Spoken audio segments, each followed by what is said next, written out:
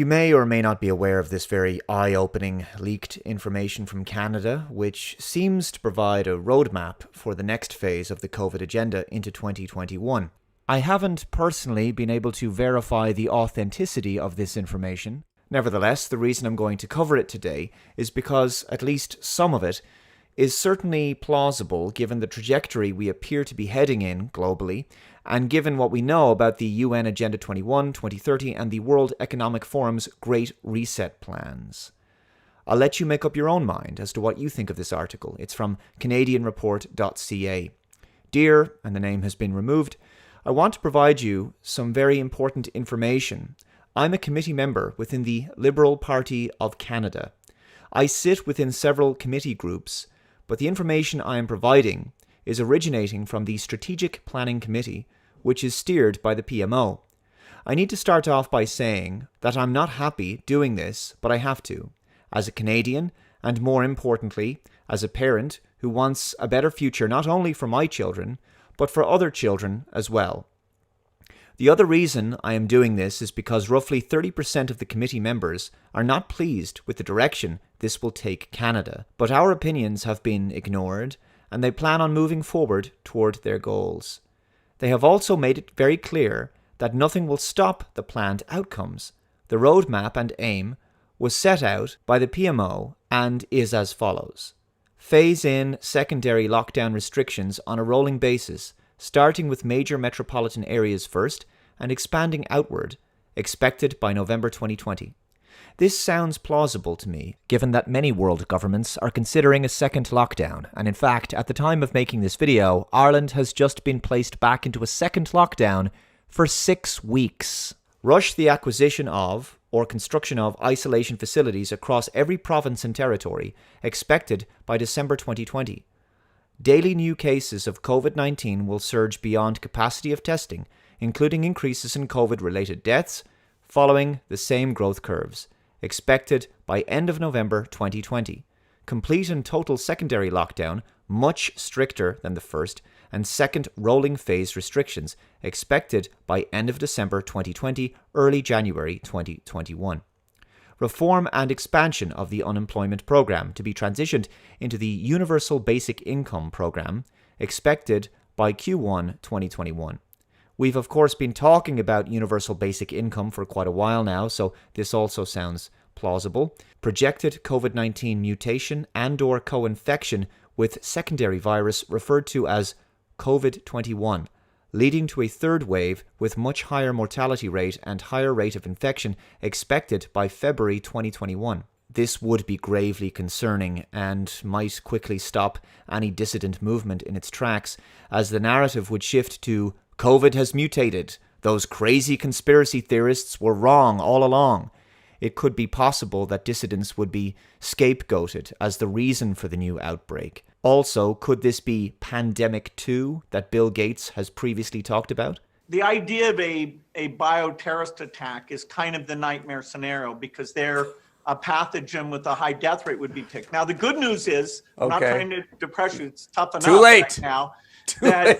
Most of the work we're going to do to be ready for Pandemic 2, I call this Pandemic 1, most of the work we'll do to be ready for that are also the things we need to do to minimize the threat of bioterrorism. So we, we'll have to prepare for the next one. That, I'd say is, will get attention this time. So we, we'll have to prepare for the next one. That, I'd say is, will get attention this time. That, I'd say is, will get attention this time. That, I'd say is, will get attention this time.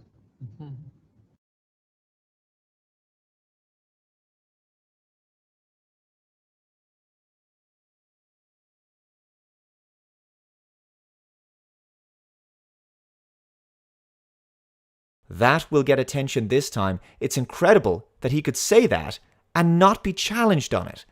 What do you mean by that, Bill? Do you know something that we don't? How do you know what viruses are coming next?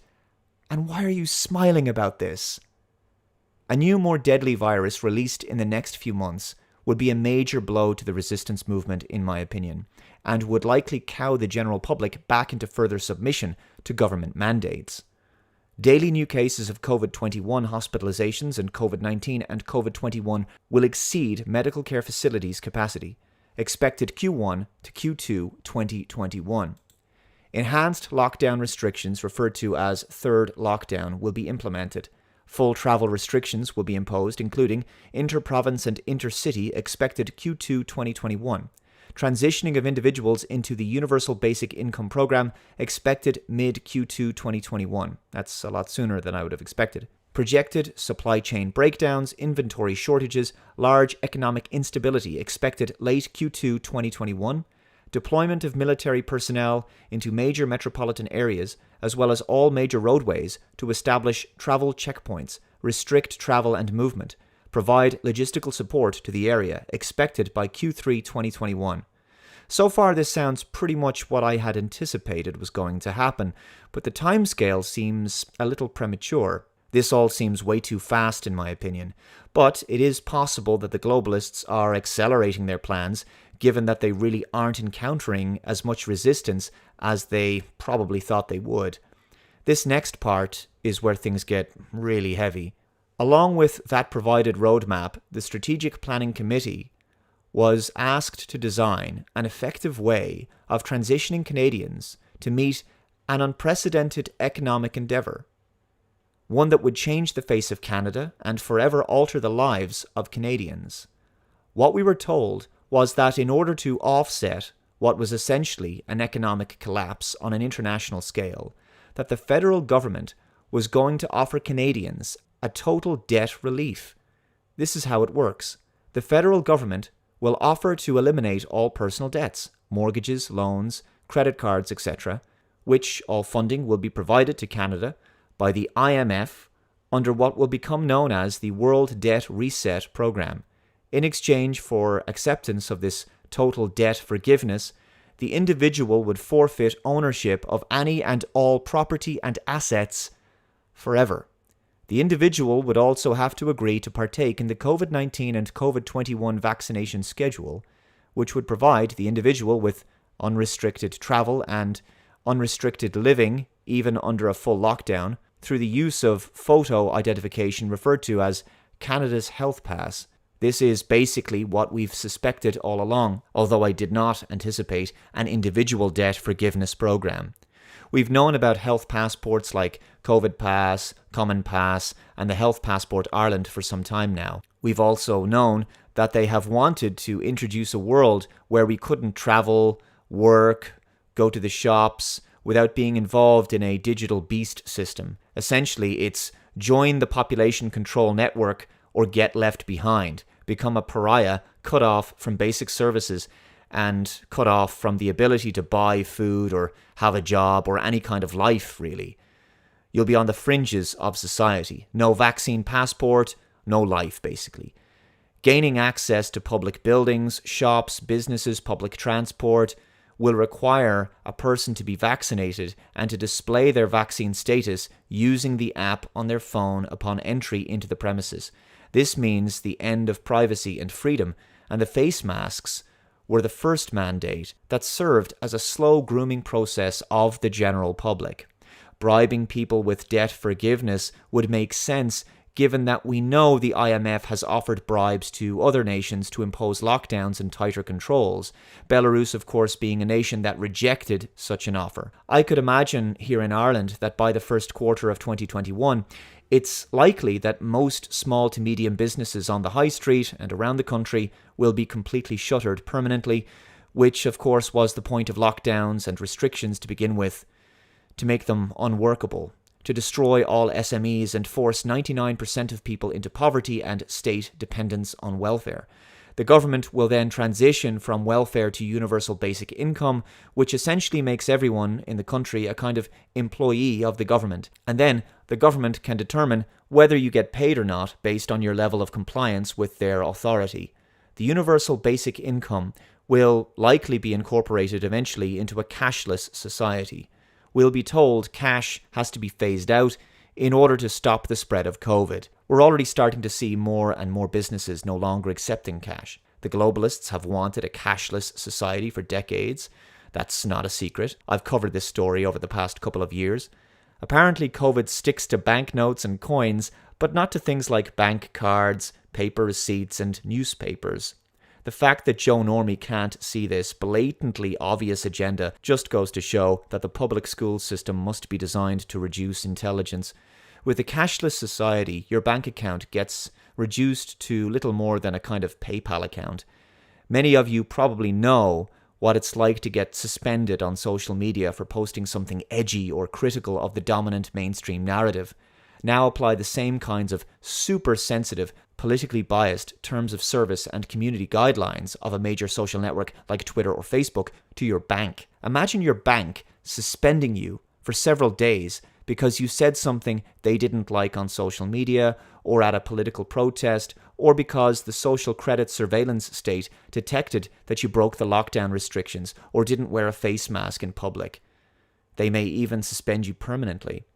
Whatever the reason might be, your funds could be suspended. Access to your money could be temporarily cut off for a few days in order to pressure you into compliance and prevent further dissent. So I'll continue with the article.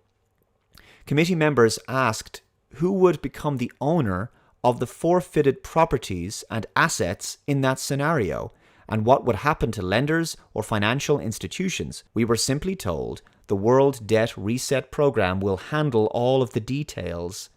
Several committee members also questioned what would happen to individuals if they refused to participate in the World Debt Reset Program, or the Health Pass, or the vaccination schedule. And the answer we got was very troubling. Essentially, we were told it was our duty to make sure we came up with a plan to ensure that would never happen. We were told it was in the individual's best interest to participate. Wow, that sounds very ominous.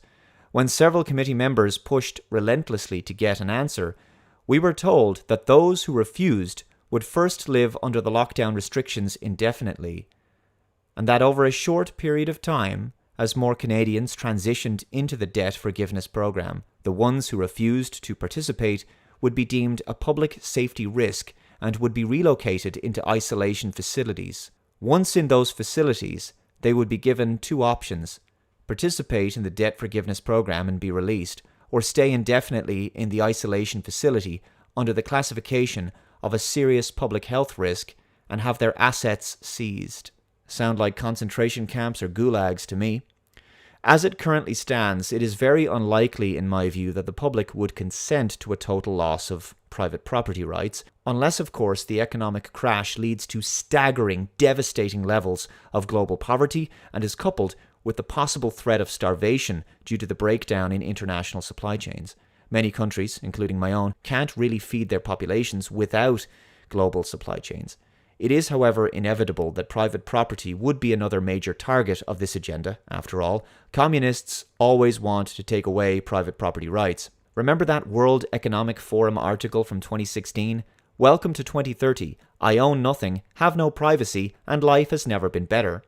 This article is in the category of global agenda and the fourth industrial revolution, and it basically gives a glimpse into what looks like a dystopian outcome of the Agenda 2030 Sustainable Development Goals plan. In this future, people don't own their homes. Everything they use, including right down to their kitchen utensils, are rented on a subscription model. They live in shared accommodation with strangers and make use of public transport and/or self-driving electric cars. They are unable to venture outside of the city limits to the countryside, as these areas are deemed off-limits to human beings in order to maintain biodiversity and the natural environment, etc. The cities are all smart and maintained with mass surveillance. No one has any real freedom. Their towns and cities are also in compliance with the green agenda, streets are pedestrianised, and traffic congestion is non-existent, just as the lockdowns were designed to achieve. As we know by now, COVID, of course, was a smokescreen for pushing this green agenda. Anyway, by crashing the economy, making it so that people are unable to work, unable to pay their bills, loans, mortgages, and may in fact lose their homes, desperation may set in. This, of course, is another Hegelian dialectic. Create a major economic problem, a major collapse, generate mass panic, and then offer an economic solution with onerous terms and conditions and caveats. You'll be permitted to keep the roof over your head and to eat food, so long as the roof over your head belongs to the globalist banksters, and so long as you accept life as cattle in a digitally connected farm where you have no bodily sovereignty, vaccinated, tracked, monitored, and controlled. Would people be willing to trade freedom and property rights for basic survival in a technocratic future? The destruction of all SMEs via lockdowns and unworkable social distancing policies has always been about eliminating the economic independence of the middle class and driving everyone down into poverty where they can be controlled. Also, by making those businesses unworkable, it massively drives down property prices, and then all of those buildings and units on the high street can be bought up for pennies on the dime. This has always been a massive wealth transfer. Only massive global corporations that are already on side with the New World Order will survive, and they will enjoy a significant monopoly, especially in an increasingly digital online age.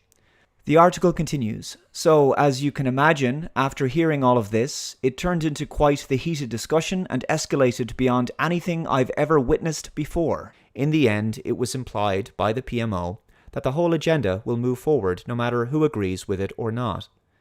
That it won't just be Canada, but in fact all nations will have similar roadmaps and agendas. That we need to take advantage of the situations before us to promote change on a grander scale for the betterment of everyone. The members who were opposed and ones who brought up key issues that would arise from such a thing were completely ignored. Our opinions and concerns were ignored. We were simply told to just do it. All I know is that I don't like it, and I think it's going to place Canadians into a dark future. Regardless as to the authenticity of the information here, we have predicted something similar to this over the past few months. We know how hellish and dystopian the Great Reset and the Fourth Industrial Revolution could turn out to be. We're already living in a nightmarish New World Order as it is. No human contact, no love, no hugs, no hobbies, no handshakes, no leisure pursuits, no public gatherings, no family get-togethers, no parties, no pubs, no concerts, no spontaneity in life, no meaning, no joy, no smiles, no hope, no point. This is intolerable, and it's designed to be intolerable. As Justin Barrett pointed out in his speech, if there's someone in your life who keeps making you miserable, that might actually be their intent all along. But there is something you must consider. As dark as things may seem, I believe that we've been given a gift, those of us who can see at least. It's an ability to see the truth, and there has never been a greater privilege to be on the side of all that is good, righteous, and beautiful in this life, all that is meaningful. We get the opportunity to stand against the darkest, most powerful, insidious, satanic, and psychotic evil that humanity has ever faced. We should see this as an honor and a privilege, because the quality of life, and indeed human life itself, is under such attack.